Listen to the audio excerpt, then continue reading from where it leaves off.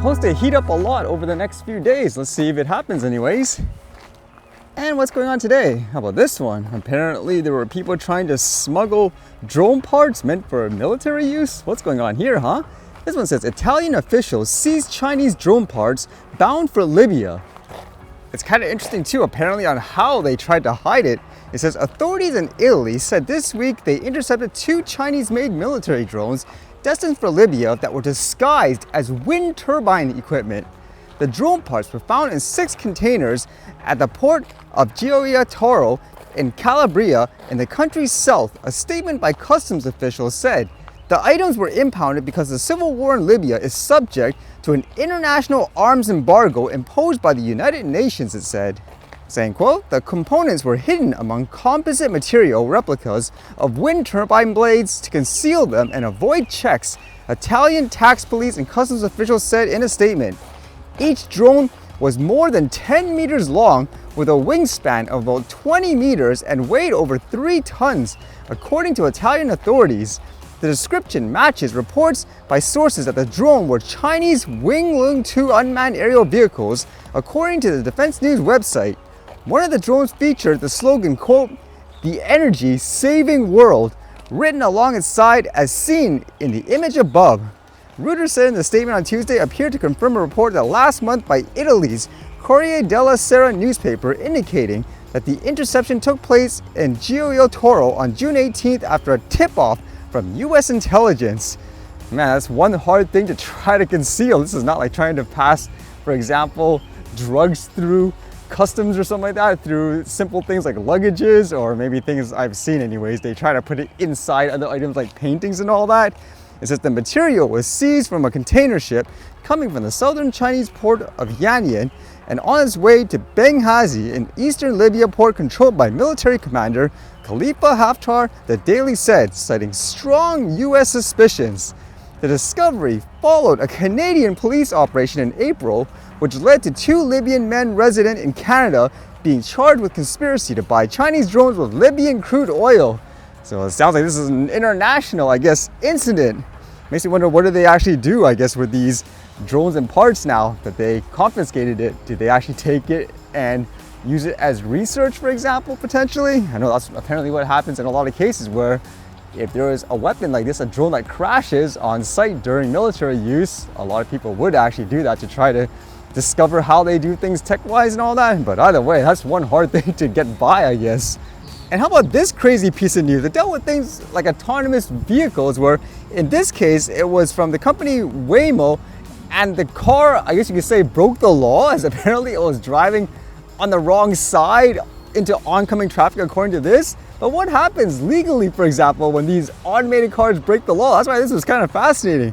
This one says, Phoenix police officer bemused after pulling over driverless Waymo Taxi. The potential confusion self-driving taxis can cause police officers has been highlighted again following a bizarre incident in Phoenix, as body cam footage published by the azcentral.com website shows an officer was left bemused when he pulled over a car only to find there was no one driving it. That's because the vehicle in question was one of Waymo's converted autonomous Jaguar I-Pace SUVs, which have been an increasingly familiar sight as the company's presence in the city has grown over the past couple of years. So the interaction was released. You can see the police officer's reaction here.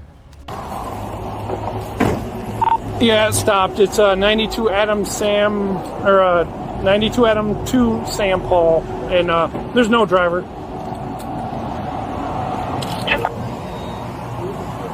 Hi! Connected to rider support. This call may be recorded for quality assurance.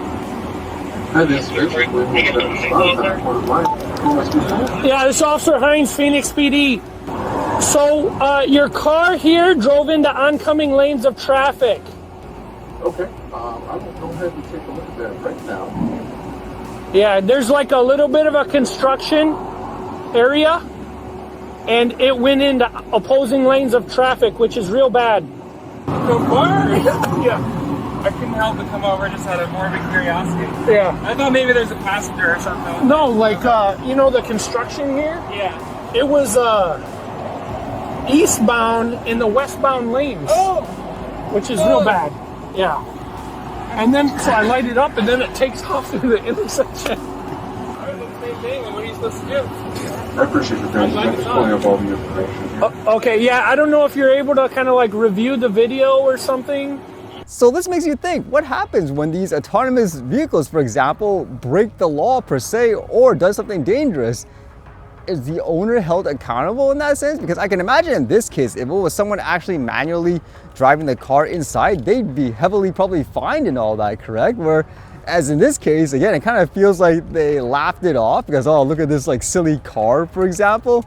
But it raises the question again in terms of, I guess, responsibility and all that when it comes to people owning these in the future. Well, at the same time, are you in the mindset of you'd prefer to have vehicles like these drive you around automatically, or do you prefer to drive yourself?